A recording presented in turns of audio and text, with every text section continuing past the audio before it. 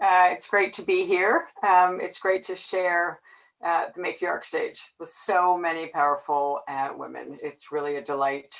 And I actually think there's nothing more important right now than us getting more working class women into office. And one thing that's so strange about this moment is that I always feel like I have to say the multiracial working class because there's been such a bizarre use of the term working class by the mainstream media to somehow make that equal like a white guy in a hard hat.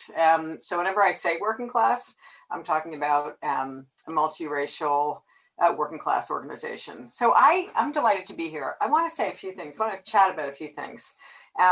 Some of my favorite words have come up already today from your earlier speakers. Strike, I believe, was said several times by the one and only Sarah Nelson. And then, listening to Barbara Smith was phenomenal, going back to the history of an architect of many of the central issues that Matriarch is sort of diving into as you try to build an alternative platform for working class women to take office. So I want to start on a couple of premises. One is, when you think about the idea of the 99% and women, and that a majority of voters are women, and there's so many statistics that back up the idea that we should just be in power. So how come we aren't, right? If the 99% is in fact the 99%, and if women make up this huge percentage of the electorate, what's the problem? So as an organizer, who's run political campaigns in addition to trade union campaigns, I want to back up for a minute and talk about how they stay in power and then what we do to overcome that, right? Which is sort of the point of Matriarch, one of the points of Matriarch. So when I think about the sort of potential power of women, and also just the 99% in general, right? Class, feminism, race, gender, intersectional conversation, what I'm keenly aware of every day, and I think we all are today in this country, is that the 1% rules by dividing us, right? Division is the game that's played, like divide and conquer, and division is, I think, the chief weapon of the 1% and how they keep us down, divided, indebted, and fighting each other instead of actually with the eye on the prize and dislodging them from the structures of power that they hold. And it's part of why I am a trade unionist and why I work in the trade union movement. I do feel that my life experience is primarily with healthcare workers, and healthcare workers are primarily women and women of color.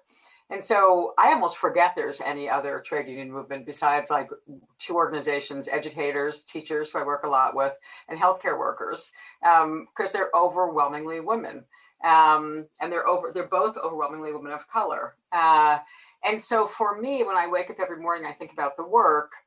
I think I'm in this really great position because the people I work with are already basically working class, multiracial women who are figuring out together what it takes to, one, build unity, two, build really powerful, what we call worksite structure that then enables them to actually win the kind of radical changes in their lives that most women only dream of fighting to win on. And it's part of why I think trade unions matter so much. So to me, a good trade union functions in many ways as an electoral function, not just something that's going to help you win, better wages and working conditions and dignity on the job. So right now, I think one thing that most people don't realize is that 47% of all unionized workers, just to underscore this, 47% of all unionized workers in the United States are women. And I think probably by a year or two from now, that number might even slip over into majority. In fact, in Canada, it's 53% right now, right? Just above us in Canada. So when I think of the trade union movement these days, despite whatever image the media gives it, I want everyone here to think of the trade union movement as functionally a woman and women of color sort of class-based movement. And it's increasingly so. If you look at the industries that are growing in the United States, they're ones that are dominated by women and women of color. Just a fact. Again, healthcare is an explosive sector of the US economy. And so what's interesting and dynamic about the new and growing portions of the US trade union movement is that in my life experience, working with mostly women who are often women of color in what I call mission-driven sectors of the US economy, education, and healthcare, I see very little separation in how women approach trade union work between wages and working conditions at work, and then the fight for childcare, dignity, rent stabilization, rent regulation, rent rules, affordable housing, childcare, an end to toxic poisoning in the backyard, and a whole set of issues. And why is that? I think it's because the history of class and power and gender in this country has sort of made it so that the traditional trade union movement of last century, dominated mostly by men, set up a dynamic in this country where trade unions for the first sort of 50, 60, 70 years, or the domination of the last century, they sort of had this this wall between the idea of what you worried about and thought about when you left work and went home, and what you thought about when you were at work. And for a largely women workforce, you just don't do that. Women don't sort their brain like, when I'm at work, I care about wages and dignity. And when I go home, I care about, can we pay the rent and feed the kids and have good health care? So part of what's so exciting about the future of the trade union movement right now is that it's very female dominated. And there's a huge integration and intersection of the issues that are regularly coming up in discussions about what is it we want to win. Like, you'll say, what do you want? If you could change three things in the process of fighting for a collective bargaining for a contract, most women will say things like, well, is there a way to deal with the rent, through a union contract? Well, yeah, there is. It's to join Matriarch and actually elect a bunch of women, working class women, to your city council, your state legislature, and to Congress, right? So that actually we understand there's a direct relationship between how much money you earn and then how much it costs to pay the rent. So I think that's part of what's very, very, very exciting about the trade union movement right now, which is often dismissed as last century or an old idea or something like that. So the integrated perspective that women bring into the trade union movement leads to an integrated agenda that I think you're going to see increasingly as the trade union movement moves forward. And I want to give a couple of examples of what a trade union allows women to do in terms of building power. And this is a little section from the new book, which Namiki so nicely mentioned, my latest book, A Collective Bargain. And there's a little section I have called Unions Are Sexist. It's a section of the book where I'm trying to take on and challenge a bunch of myths. And in this section, I'm literally telling a story about waking up one morning in New York City, and the date was April 10th, 2018. And I'm listening to WNYC, right, to NPR, to the national news in the morning. And it was lost on me that April 10th of 2018 was what's called Equal Pay Day, right, which is this big sort of advocacy idea in the United States that we track how many days into the next year it takes before women earn the same amount of pay as the average man earned in the United States of America. So April 10th, 2018 was the average day, but really that means white women, by the way, like when white women actually catch up to what men made on December 31st the year before. So it's April 10th. And I wake up and there's this whole discussion going on NPR, right, in the liberal media, in the media that we're meant to turn to. And then I wake up and there's a discussion going on, and there's a reporter named Shamita Basu, and she's interviewing someone from the Equal Pay Today campaign. And they're having this discussion that pay transparency is an act in Congress that they've proposed, right? It's a congressional measure so that employers must publish and make available to workers, what everyone gets paid. So I'm waiting for them to get to the fact that in a trade union, not only do you know what everyone else gets paid because you have a union contract, but actually you fight for and set the terms of what your pay and benefits are if you're a woman with a trade union. So this conversation about women and pay transparency, we're 3 or 4 minutes in. It's a huge feature story that morning. And they get to the end of it, and this is what the reporter says. She appeals to listeners and she says, if you work somewhere where you and your coworkers know at least roughly what each other makes, call and tell us how you learned that information. Is it company policy? Did you figure it out through informal channels? Please leave us a voicemail. First off, I don't even want to let you know how long the voicemail I left was that day for NPR, but it was long. And second of all, what was fascinating to me, as I say in the book, is that there was literally no mention of the word union, not once, not ever in the entire conversation. And to me, it was a pretty fascinating example of the class challenge in a movement, which is why I think Matriarch matters so much. And I went on to write a story about a worker named Marie Celestine. And I want to tell the story for a minute in terms of power, class power, gender, race, and how we win. Marie Celestine was a worker in a hospital in Philadelphia in 2016. I was serving as the chief negotiator for the contract effort that she had worked very hard with a group of nurses, 1,000 nurses in her hospital, to form their first trade union ever.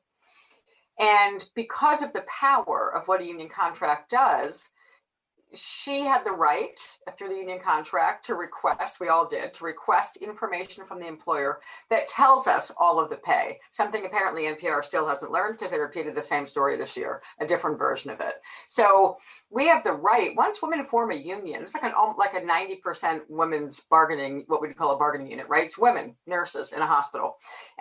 So they go through an incredibly intense campaign, they form a union. We do a negotiation survey. What do you want to win? How do you want to transform your life? This is where power starts to come in, right? And then because of the history of trade unions, we have the right to request information from the employer. So we get the information back. We're going into a bargaining session one day, and there's this incredible nurse named Marie Celestine who is like salt of the earth, dynamite. She's an older nurse. She had a lot of respect from the younger nurses around her. She's a Black woman. And she had been there for about 47 years at that point. She was one of the most senior nurses, both in age and tenure in the hospital. And Marie Celestine, we created an Excel spreadsheet when we got the data back from the employer about what the pays, what each worker got paid. Almost all women, what did they all get paid? Handful of men, right, in the nursing division, but not usually, not many. And so this is the power of collective bargaining in the contract. So we get to the point where we have an Excel spreadsheet built that shows each worker, you can put your name in and what do you get paid? And you can see what the average pay range is from people in your unit and all around you. And so Marie Celestine, a Black woman, comes up to the table to ask, how does my pay compare to everybody else around me? And we have the unfortunate reality in that moment of telling her she's many dollars behind a lot of young white nurses who had been hired in after her. I mean, she's many dollars behind nurses who had just been hired, and she's been there for like 47 years.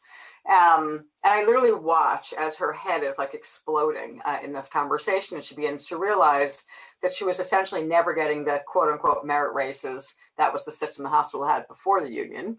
And as the story goes, Marie Celestine winds up going from being this very quiet nurse involved in forming a union to this extraordinary speaker in a negotiation session one day where she stands up to tell the story of how little she's being paid compared to white counterparts and male counterparts in her union, in her unit, who are doing the same kind of work as her. And fast forward, not only does she find her voice in the process, but you fast forward, and actually what she winds up winning is 100% not just pay transparency, as the story on NPR about Equal Pay Day was discussing. She doesn't just win the right to know that she's getting a shitbag bunch of pay. She winds up winning a contract with a wage scale that gives her an extraordinary raise, that places her on a wage scale that respects her experience, her years of experience, her time there, and her skill. And in one first contract in Philadelphia in 2016, this group of 1,000 nurses creates a completely transparent, totally fair pay system that they wrote, they fought for, they almost went on strike for, and they won. And that, to me, is why we need to have working class women like the Marie Celestines of the world, part of the Matriarch pipeline, so that we are taking women who are finding their voice in trade union fights, learning really important skills about what it takes to fight and win, and then elevating them into public office. Because I got to tell you, I would love to see what Marie Celestine would do if she was on the city council and trying to drive the same kind of policy agenda that she drove in really extraordinary ways in her trade union. So I'm excited about Matriarch. I'm sort of newer to the Matriarch idea. I'm delighted to know about it. I'm delighted to be contributing to Matriarch.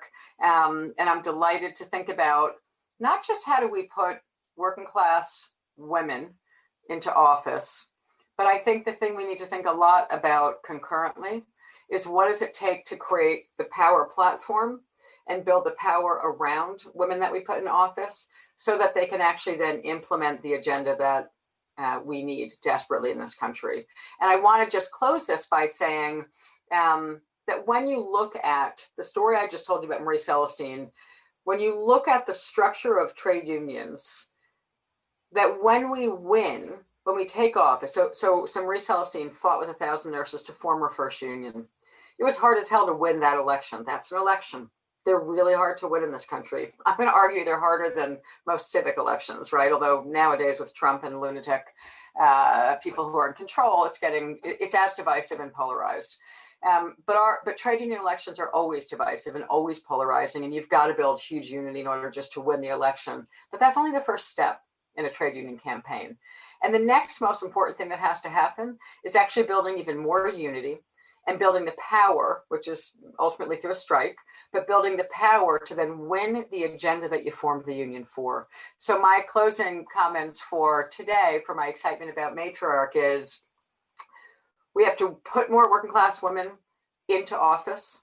Good job, you're doing it already. So exciting, who's going to be on for the rest of the day today. But we also then have to understand what it takes to build a platform of power that actually enables the policy changes. And I'm going to argue that that has a lot to do with building a more robust, stronger trade union movement concurrently with structures like Matriarch. So I'm delighted to be here. I hope that insight into the fact that in the trade union movement, you don't just ask your boss how much everyone gets paid to be told no. You actually set your damn pay. And we're going to have women, when Matriarch elects a whole lot more of them, do that all over the country. Good to be here.